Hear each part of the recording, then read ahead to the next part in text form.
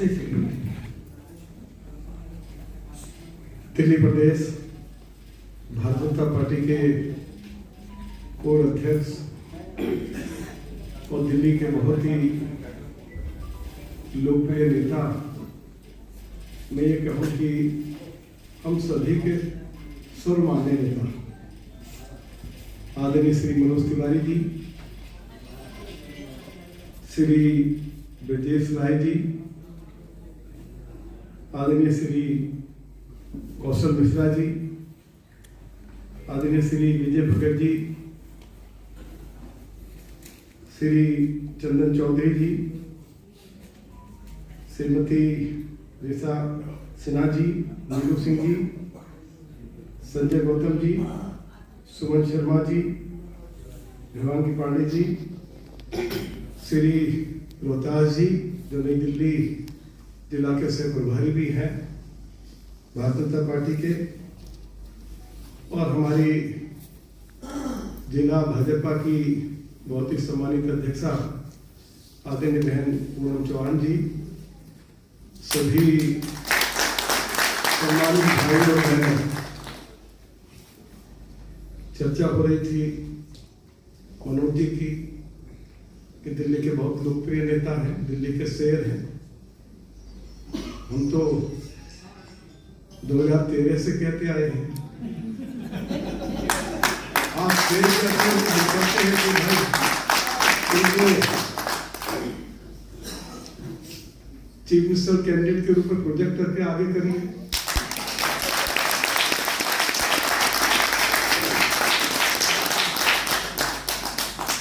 पूर्वांचल के लोग देते ज्यादा है, लेते कम है।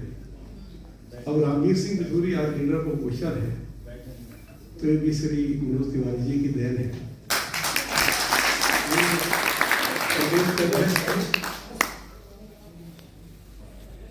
उन्होंने बहुत कृपा की मेरे ऊपर। मेरा लंबा राजनीतिक जीवन है, कई साल राजनीति में हो गए। 1993 में मैं पहली बार विधानसभा का मेंबर बना।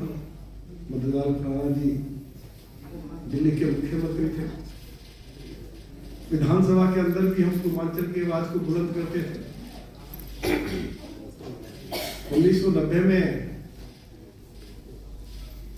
श्री वीपी सिंह की सरकार थी, जो भारतीय जनता पार्टी के समर्थन से चल रही थी। तो मदनलाल खुराना जी और मैं उस समय के प्रधानमंत्री को झुग्गी झोपड़ी में लेके चले गए। गोविंदपुरी की झुग्गियों में आप जाइए, आज भी लोग आपको बताएंगे। और आखिर लोगों की क्या शिकायत थी उस समय? दिल्ली में टाटा बिरला का राशन कार्ड बन सकता था, लेकिन कांग्रेस के शासन में झुग्गी झोपड़ी के लोगों का राशन कार्ड बनाने पर रोक लगी हुई थी।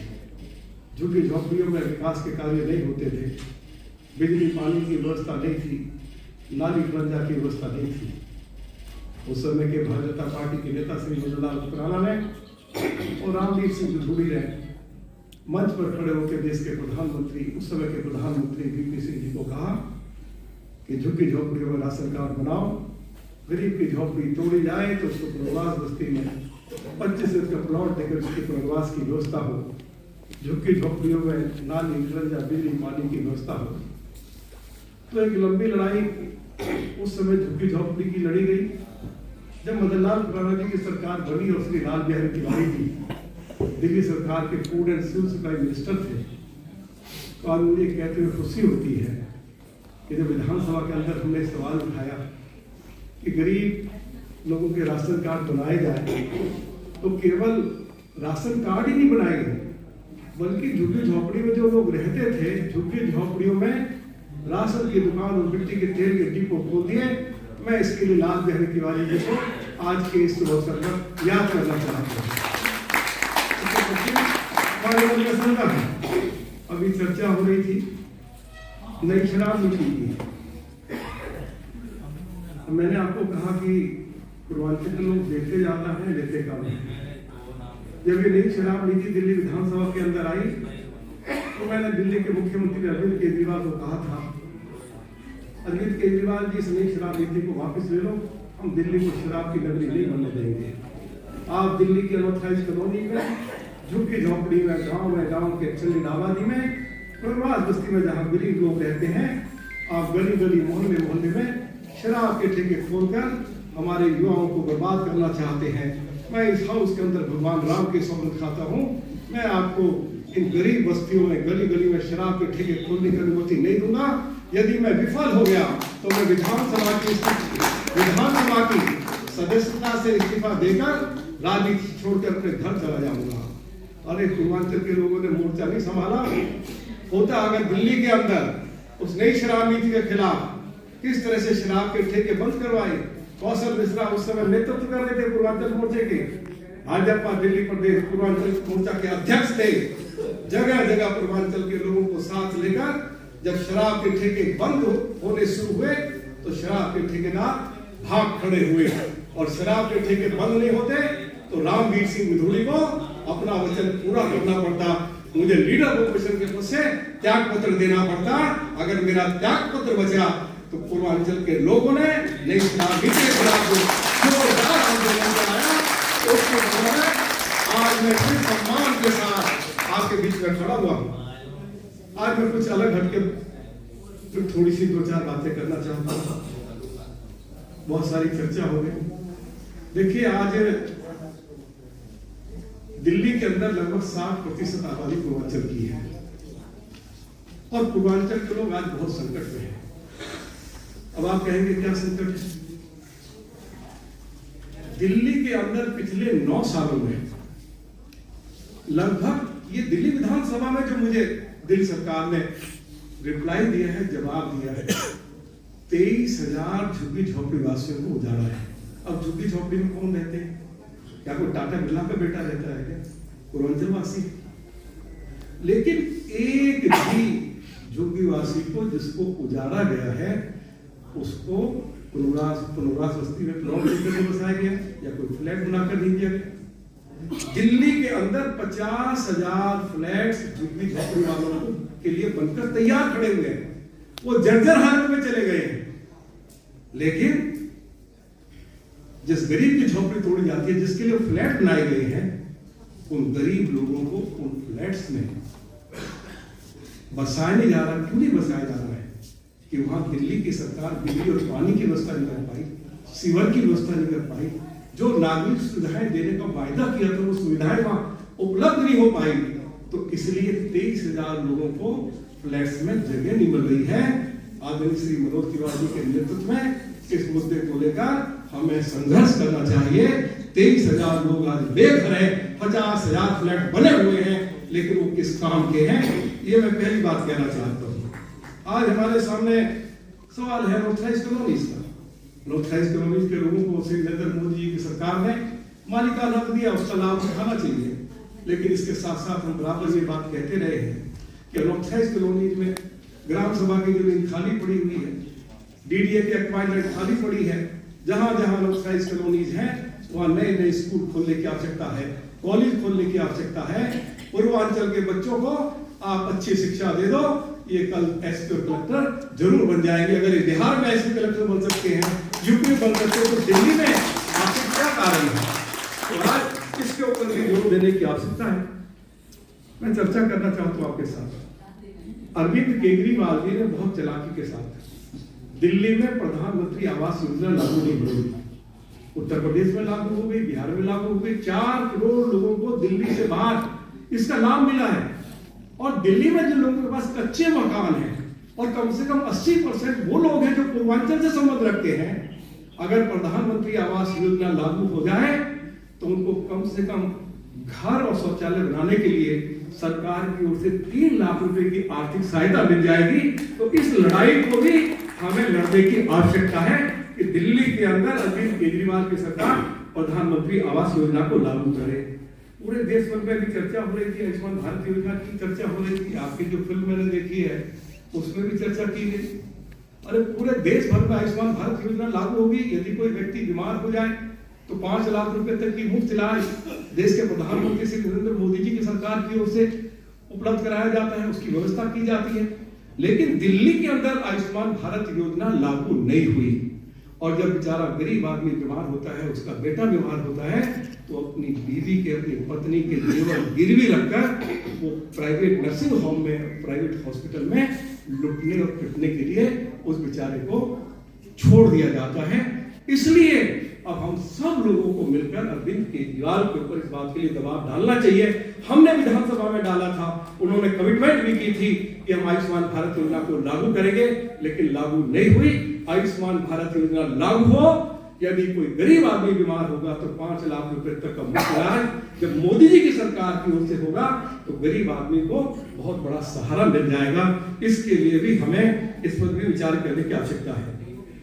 अब दिल्ली के नॉर्थ ईस्ट कॉलोनीज में, झुग्गी झोपड़ी में, गांव के एक्सटेंडेड आबादी में, पुनर्वास बस्ती में मेजोरिटी आबादी पूर्वांचल की है। पिछले 6 सालों से अरविंद केजरीवाल की सरकार ने ओल्ड एज पेंशन बंद कर रखी है। 2000 रुपया ओल्ड एज पेंशन मिलती है। लगभग 7.5 लाख लोगों ने ओल्ड एज पेंशन बढ़ाने के लिए आवेदन किया है, और इसमें यदि आप बैठकर छटनी करोगे तो कम से कम 70% लोग पूर्वांचल के होंगे जिन्होंने ओल्ड एज पेंशन के लिए आवेदन किया है। हम बराबर विधानसभा के अंदर इस सवाल को उठाते रहे हैं। अरविंद केजरीवाल जी के घर के बाहर हमने धरना प्रदर्शन भी दिया है कि ओल्ड एज पेंशन जो आपने बनानी बंद कर रखी है, ओल्ड एज पेंशन बनाने का काम शुरू करो। अब एक संकट हमारे लोगों के सामने खड़ा हुआ है। नरेंद्र मोदी जी की सरकार दिल्ली के 73 लाख गरीब लोगों को, जिनके पास राशन कार्ड है, 4 किलो गेहूं, 1 किलो चावल मुफ्त उपलब्ध कराती है। कोरोना के समय में 8 किलो गेहूं, 2 किलो चावल उपलब्ध कराया। लेकिन अरविंद केजरीवाल जी ने पिछले 9 साल से नए राशन कार्ड बनाने पर रोक लगी हुई है। 10 लाख लोगों ने नए राशन कार्ड बनाने के लिए आवेदन किया है। अगर इन 10 लाख लोगों को नए राशन कार्ड मिल जाएं तो मोदी जी की सरकार की ओर से हर व्यक्ति को 4 किलो गेहूं, 1 किलो चावल हर महीने मुफ्त उपलब्ध हो जाएगा। तो क्या ये बड़ा सहारा होगा या नहीं होगा? हमारे लोगों का जरा मैं आपसे पूछना चाहता हूं। इस मुद्दों पर हमें गंभीरता से इसके ऊपर विचार करने की आवश्यकता है। एक मजेदार किस्सा मैं आपको सुना रहा हूं। विधानसभा के अंदर अभी मैंने पूछा है कि भाई दिल्ली में जो प्राइवेट स्कूल्स हैं, जिनको सरकार ने मुफ्त में जमीन स्कूल बनाने के लिए दी, और इस शर्त के साथ दी कि आप गरीबों के बच्चों को मुफ्त शिक्षा देंगे, और 25% कोटा गरीबों के बच्चों के लिए फिक्स किया गया। आपको हैरानी होगी सुनकर कि 2018 में वो कोटा 50,000 था, और अब वो घटकर, अभी मैंने विधानसभा में पूछा, इसी विधानसभा में, वो घटकर 28,000 आ गया है। तो इसकी चिंता करने की आवश्यकता है कि वो कोटा तो बढ़ना चाहिए था। जब स्कूल्स की संख्या बढ़ी है तो कोटा बढ़ना चाहिए था, वो कोटा घटकर 28,000 हो गया है। उसकी भी हमें चिंता करने की आवश्यकता है। 2-3 बातें करके मैं अपनी बात को समाप्त करूंगा। दिल्ली के हॉस्पिटल्स में भी जो सरकारी जमीन पर जिनको अस्पताल बनाने का सरकार ने अवसर दिया, उसमें भी एक फैसला हुआ था कि 25% गरीबों का इलाज मुफ्त होगा। अब उस जो 25% था उसको घटाकर 15% कर दिया। आखिर समझ नहीं आता है क्यों 15% कर दिया, जब एमओयू साइन हुआ है हॉस्पिटल मैनेजमेंट और सरकार के बीच में कि 25% गरीबों का मुफ्त इलाज उन हॉस्पिटल्स को करना पड़ेगा जिनको सरकार ने मुफ्त में जमीन दी है। तो ये भी एक मुद्दा है जिसको हमें जरूर उठाना चाहिए। अंत में दिल्ली के अंदर 5 लाख लोग ठोका पट्टी वाले लोग हैं। मोदी जी की सरकार वो इज्जत और सम्मान के साथ अपना रोजगार कमा सके, उनके लिए 10-10 हजार रुपए की मदद की केवल घोषणा ही नहीं की है, बल्कि 10-10 हजार रुपए उनको बैंकों से उपलब्ध कराए जा रहे हैं। अरविंद केजरीवाल जी ने कहा कि हम 20,000 रुपए ठोका पट्टी के लोगों को देंगे। आप 20,000 मत दीजिए, लेकिन जब पार्लियामेंट ने कानून बना दिया कि ठोका पट्टी के लोगों को पक्के स्टॉल बनाकर उनको इज्जत के साथ रोजी रोटी कमाने का अवसर दो, तो फिर उसमें देरी किस लिए हो रही है? इसके लिए भी हमें इस पर भी विचार करने की आवश्यकता है। अंत में मैं ये कहते हुए कि बहुत चर्चा होती है दिल्ली में कि हमने मिनिमम वेजेस बढ़ा दी है। आज दिल्ली की सभी जितनी भी इंडस्ट्री है उसमें ठेकेदारी प्रथा लागू कर दी है। और जब ठेकेदारी प्रथा लागू होगी तो न्यूनतम वेतन मिलेगा कहां से? आप ये कहें कि हमने न्यूनतम वेतन 1 लाख रुपये महीना कर दिया, उसका मायने क्या है? तो दिल्ली के अंदर इस बात के लिए भी हमें लड़ने की आवश्यकता है कि न्यूनतम वेतन आप बढ़ा रहे हैं, वो अच्छी बात है, लेकिन ठेकेदारी प्रथा समाप्त होनी चाहिए। मैं उम्मीद करूंगा 2025 में यदि पार्टी श्री मनोज तिवारी जी को चीफ मिनिस्टर कैंडिडेट अनाउंस कर दे, तो उनकी सरकार बनेगी। तो मैंने ये जो कठिनाई बताई है, आप इनको पूरा करेंगे? अगर करेंगे तो भाई हम जोरदार तरीके से अभी से लग जाएंगे, क्या दोनों काम हो जाएंगे ना। तो क्या बोलते हैं, सोना सोने पे क्या बोलते हैं, स्वागत है, सोने पे मुख्यमंत्री हो जाएंगे, स्वागत हमारे गरीब लोगों को उनका अधिकार भी मिल जाएगा। यही मेरा तो 53 साल का राजनीतिक जीवन है, कोई इच्छा बाकी बची नहीं है। मैंने तो अलग अलग दलों में राजनीति की है। कौन सा ऐसा दल है जिसमें रामवीर सिंह विधोड़ी राष्ट्रीय स्तर पर ना रहा हो? अब जहां से श्री मनोज तिवारी जी एमपी हैं, मनोज जी यहाँ एक बड़ा खतरनाक आदमी होता था उस एरिया से, जिसका नाम HKL भगत था। और वो HKL भगत जब भारतीय जनता पार्टी और जनता दल दोनों मिलकर 89-90 में चुनाव लड़ रहे थे, तब भी चुनाव नहीं हारा। तब दिल्ली प्रदेश भारतीय जनता पार्टी की लीडरशिप ने तय किया, उनको ऐसा फीडबैक मिला कि यदि रामवीर सिंह विधोड़ी यहाँ आकर भगत के खिलाफ चुनाव लड़ जाए तो भाजपा के उम्मीदवार को जीतने में आसानी हो जाएगी। और हम चुनाव लड़े और पूरी दबंगई से लड़े। 2.25 लाख वोट मिला हमें, और हमने पहले दिन HKL भगत को कह दिया था, भगत जी अगर आपने मेरे कार्यकर्ताओं के साथ गुंडागर्दी बदमाशी करी, हम चुनाव को ईमानदारी के साथ लड़ेंगे, प्रेम से लड़ेंगे। अगर गुंडागर्दी बदमाशी हुई, एक आंख तो तुम्हारी परमात्मा ने फोड़ दी है, एक आंख रामवीर सिंह विधोड़ी के समर्थक फोड़ देंगे। अब ये आपको फैसला करना है कि आप इलेक्शन किस तरह से लड़ना चाहते हैं। पहले दिन ही उनके बेटा के साथ मुठभेड़ हो गई। बड़े लोग भी कहाँ ठहरने वाले थे, जो फिर उनको ठोका पीटा है। उसके बाद उन्होंने कहा कि भाई जब चुनाव हो गया, काउंटिंग शुरू हुई और भगत जी चुनाव हार गए, तो जब वो बाहर निकले तो उनसे पूछा, भगत जी आप चुनाव कैसे हार गए? तो कैसे, मुझे 2 रामों ने हरा दिया, एक भगवान राम और एक ये रामवीर सिंह विधोड़ी, दोनों ने मुझे चुनाव हरा दिया। तो इसलिए अब चलते चलते जिस रामवीर सिंह विधोड़ी ने भगत को हराया, उस रामवीर सिंह विधोड़ी की इच्छा है मनोज तिवारी जी दिल्ली के नेता हो, हम सब लोग मिलकर उनकी लीडरशिप में पूरे दिल्ली भर में पार्टी के लिए प्रचार करें और गरीबों को उनका हक मिल सके। इसलिए मैं उसकी आज पुरजोर आज उसकी वकालत करता हूं। मैं इन्हीं शब्दों के साथ अपने भाई श्री कौशल मिश्रा जी को, जो एक बहुत ही क्रांतिकारी साथी और बड़े जुनूनी हमारे नेता हैं, ये लगे रहते हैं पार्टी के लिए, ना दिन देखते ना रात देखते हैं। और ये हिंदुस्तान में कहाँ रहते हैं, तो पाकिस्तान के बीच में रहते हैं। और वहां भी अब शेर ना रामवीर सिंह विधोड़ी है, शेर तो भाई हम धारते हैं विधानसभा में धारना कौन सी बड़ी बात है। वहां धारना मनोज अपने क्या नाम है कौशल मिश्रा जी का महत्व तो वो रखता है। कौशल जी हम आज भी आपके साथ हैं, कल भी आपके साथ हैं, आप मर्दानगी के साथ भारतीय जनता पार्टी का झंडा लेकर, मोदी जी का झंडा लेकर, दिल्ली के सभी गरीब गुरबा लोगों का झंडा लेकर आप आगे बढ़ने का काम करिए। हम पूरी ईमानदारी के साथ खड़े हुए हैं। इन्हीं शब्दों के साथ मैं आप सभी का बड़ी संख्या में इस कार्यक्रम में उपस्थित हुए हैं, मैं अभिनंदन करता हूँ, स्वागत करता हूँ।